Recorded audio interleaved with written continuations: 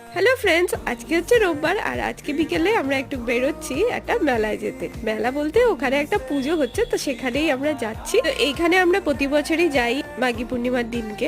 তো খুব বড় উৎসব হয়। তো এটা ব্যারাকপুরের কাছেই পড়ে একটা জায়গা সূর্যপুর নামে। তো সেখানে এই পুজোটা হয়। আর ওখানে একটা মন্দির আছে, আর এখানে দেখো ভোগ দিচ্ছে, কি লম্বা লাইন, দেখে তো আমার মাথাই ঘুরে গেছে।